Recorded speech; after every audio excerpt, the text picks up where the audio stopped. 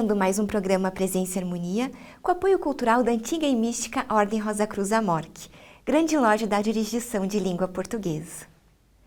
Dedicada à perpetuação do esoterismo judaico-cristão, a tradicional Ordem Martinista está sob a égide da Amorque, e é o tema do programa de hoje. Quem conversa conosco é Sra. Odete Cardoso, formada em Secretariado Executivo Bilíngue, e na Amorque é membro desde 2003. Atualmente é mestre da Heptada Martinista da loja Rosa Cruz São Paulo e também membro da equipe dos Zerins da GLP. Confira!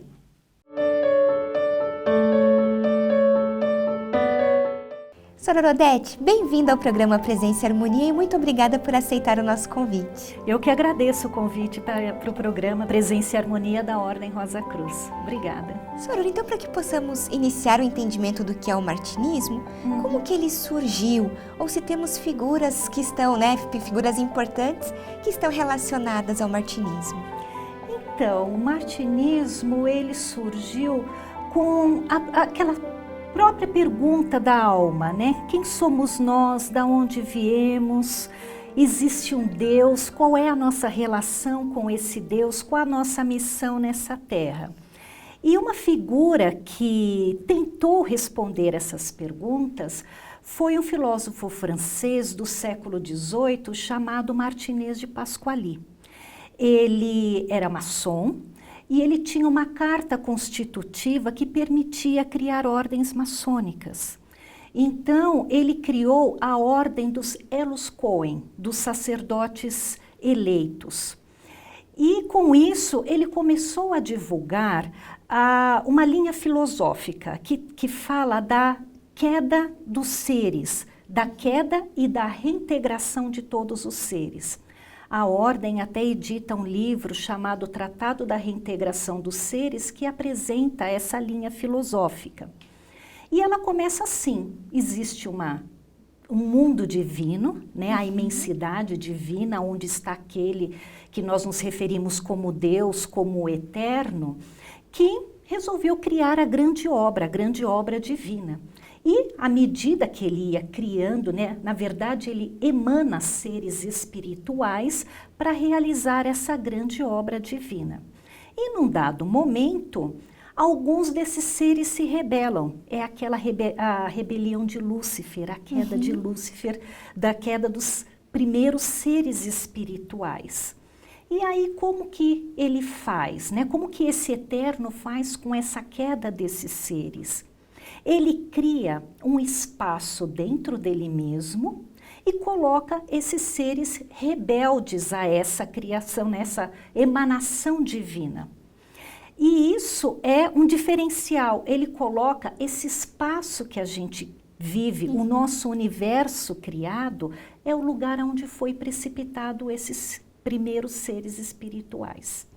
E aí o que ele faz? Ele emana outro ser espiritual para reeducar, vamos colocar esses seres rebeldes, que é o que a gente conhece como o espírito da humanidade. O Adão Cadmon, esse grande ser espiritual que nós fazemos parte para tentar reintegrar esses seres caídos. Só que, como a gente conhece a história, esse Adão Cadmon cai também.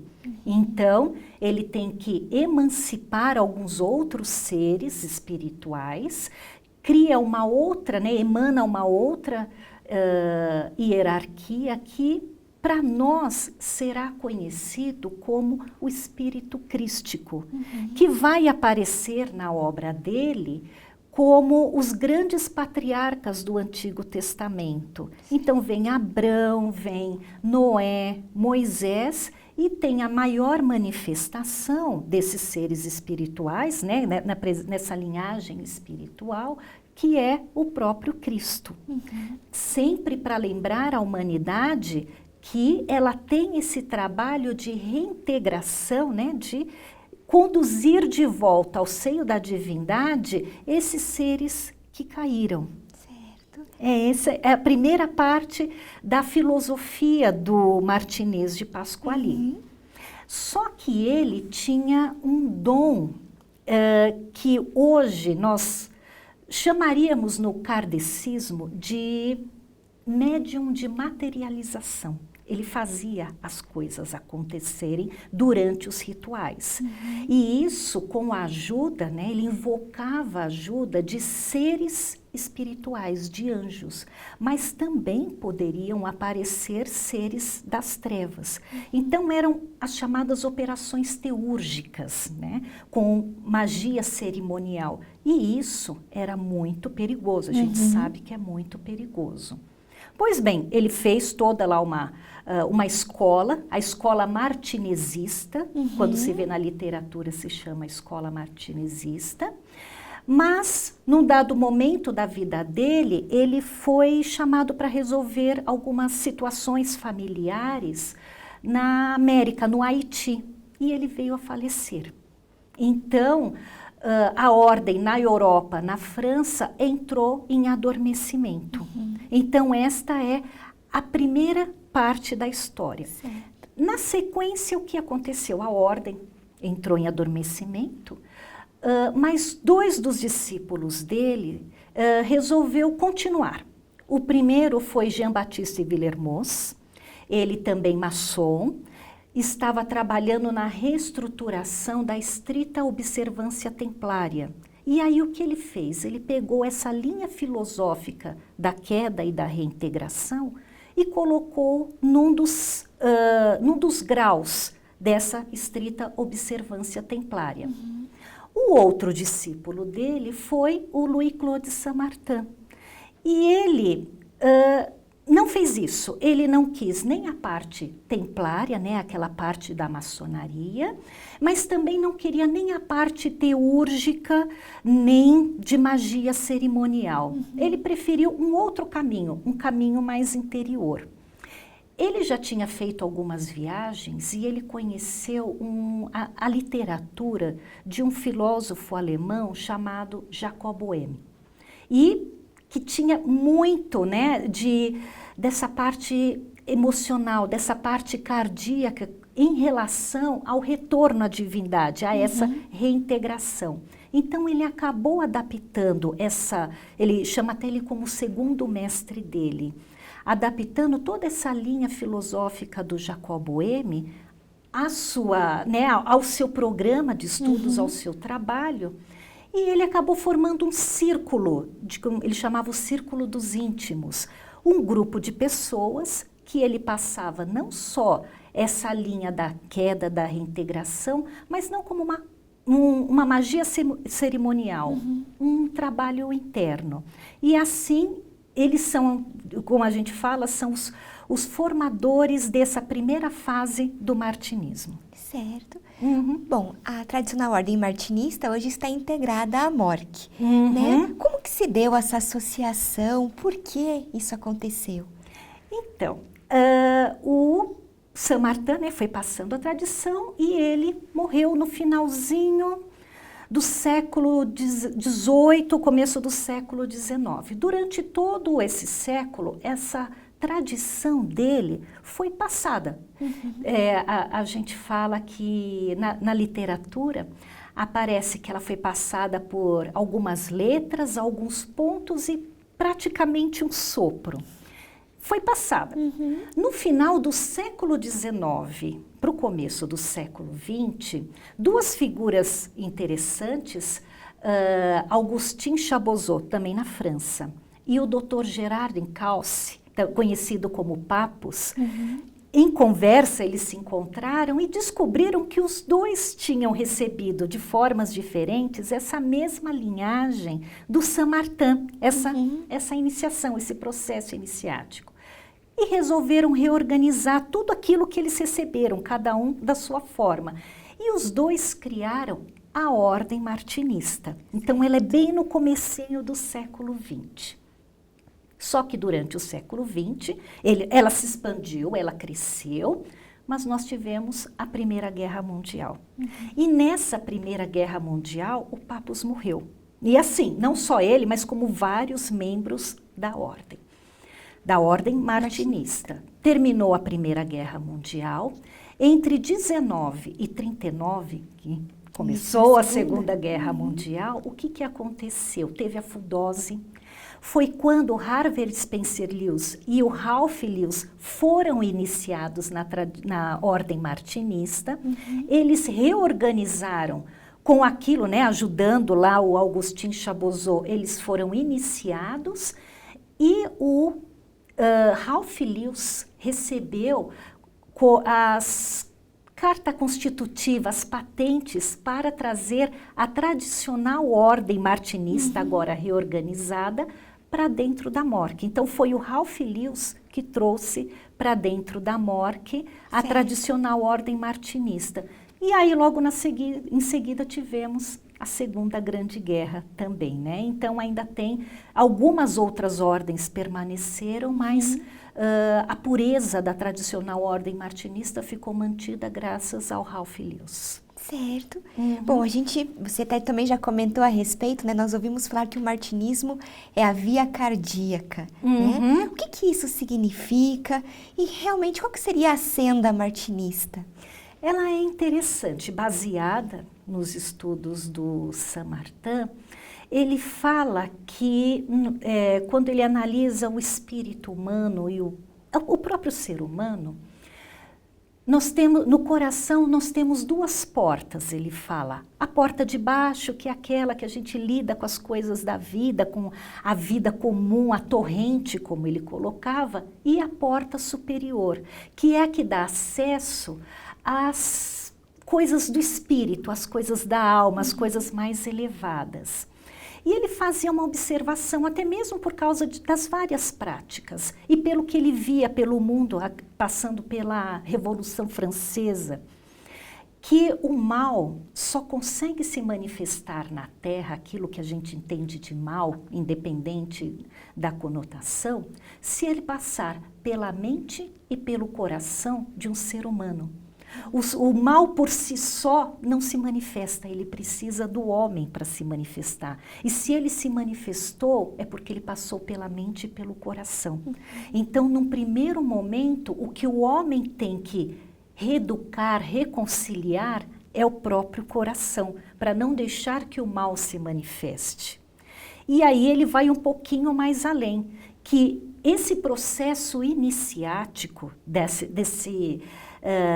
reconciliação é fazer com que Deus entre no coração do homem e o homem entre no coração de Deus. Aí está essa ligação da via cardíaca. Se o homem consegue fazer esse casamento alquímico, como se fala, ele vai despertar nele dons e virtudes. Ele fala como se fosse uma raiz de uma árvore. E essa árvore vai crescer e vai dar frutos. Então, o trabalho dessa pessoa que permitiu essa via cardíaca, essa purificação pelo coração, vai começar a dar frutos. E aí aí vai pelas ações. E essas ações não são sacrifícios, não é um trabalho de sacrifício, é um trabalho de um sacro ofício, de um trabalho sagrado, como uma árvore dá uma fruta. Ela não sofre, ela não precisa de grandes trabalhos, ela simplesmente oferece o trabalho dela, os frutos. Então, é basicamente isso, essa via cardíaca de transformação. Bom, e qual é o diferencial da tradicional ordem martinista frente às outras organizações místicas? E qual que é a proposta realmente da TOM?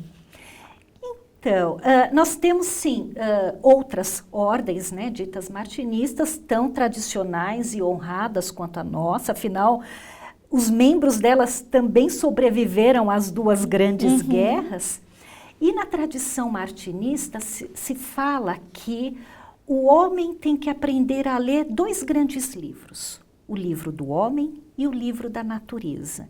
E cada uma das escolas vai usar o seu método para tentar ensinar, né, os membros, né, as pessoas, os iniciados, a ler esses dois grandes livros. Então, são escolhas de determinados temas místicos. No caso da tradicional ordem martinista, ela começa ensinando sobre símbolos, toda uma simbologia. Passa-se pelo menos um semestre estudando os símbolos.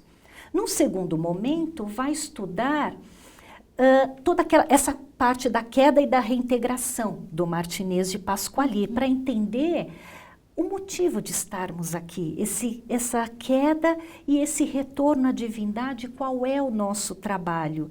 E isso é todo um processo de purificação. Num segundo momento,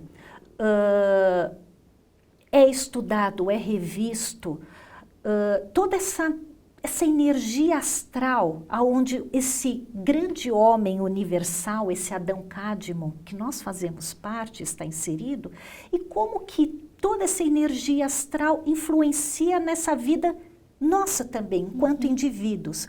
E isso é representado nos estudos como os 7 planetas da astrologia clássica. Não é astrologia, mas as forças planetárias desses 7 planetas e como isso influencia a nossa vida. É estudado também o valor da prece, como a prece purifica, como você aprende a pedir, mas também a receber, não no sentido de implorar, mas no sentido de comunicação com o divino. Tem uma parte muito interessante que fala do tempo.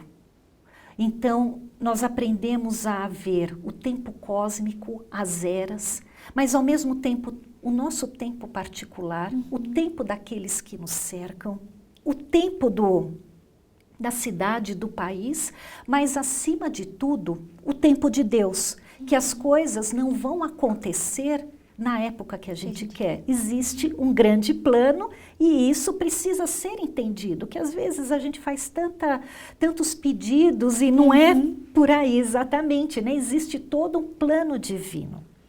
Num outro momento, entendendo isso, aí sim a gente começa a estudar, por exemplo, a hierarquia celestial, a hierarquia da luz, como essa luz chega até nós e como nós podemos nos relacionar com ela. E aí sim entra todo um estudo dos livros sagrados, o Antigo Testamento, o Novo Testamento, os evangelhos apócrifos. Então, eles dão uma discussão interessante, né? E também entra numa literatura especificamente hebraica. Então, alguns livros que nós vemos extratos, nós não vamos estudar os livros na profundidade. O Sefer Yezirah, o Bahir, o Sefer Zohar, eles são livros que dão os princípios elementares da Kabbalah. E, concluindo, né, lá no finalzinho dos estudos martinistas, tem sim uma noção muito elementar da Kabbalah, os 4 mundos, as letras hebraicas, os valores, alguns seres relacionados a essas letras, né, os números e toda a tradição hebraica, para depois ter todos os elementos para fazer essa condensação do estudo martinista, que muitas vezes está representado, aliás, ele está muito bem representado simbolicamente no Pantáculo martinista. Certo. Bom, então, como você mesmo estava contando para a gente sobre, né, as várias áreas de estudo do martinismo, ela está intimamente ligada ao esoterismo judaico-cristão. Isso. Então, invariavelmente, deve esbarrar em algumas questões supostamente dicotômicas entre ciência e religião, né? Qual o posicionamento da Thom diante disso?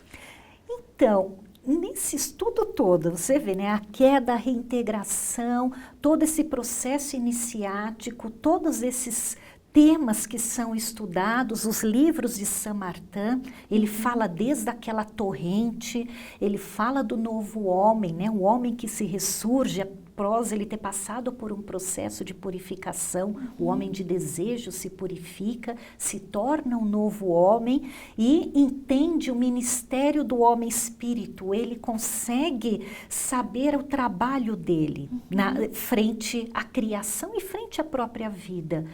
O que acontece com essa fé, com essa razão, com a religião, com a ciência? Isso.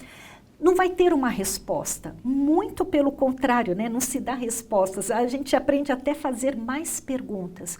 Mas o principal é que nesse ponto dos estudos você consegue ter elementos que fazem uma ponte. Você consegue encontrar um meio termo, o caminho do meio, conciliar esses conceitos aparentemente opostos, que é a ciência e a religião, a fé e a razão. O estudo martinista vai te dar muito mais elementos que vai trazer um entendimento particular. Então, cada um, na medida do seu conhecimento, na medida do seu grau, dos seus estudos, vai conseguir encontrar um meio termo.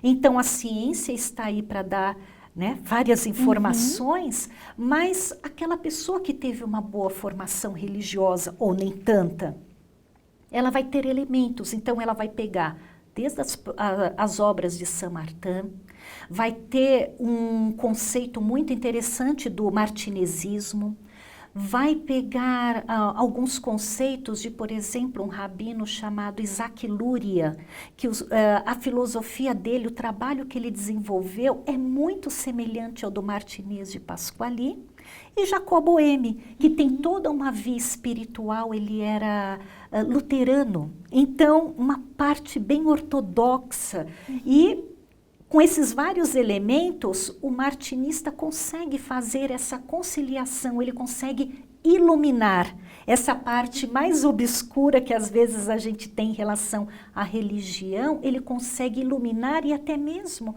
entender a própria religião de uma forma diferente, sem perder nem a razão e nem a ciência. Certo. E como se tornar um martinista? Então, como foi colocado lá, né, foi o imperador Ralph Lewis que trouxe a tradicional ordem martinista para dentro da ordem Rosa Cruz Amorque.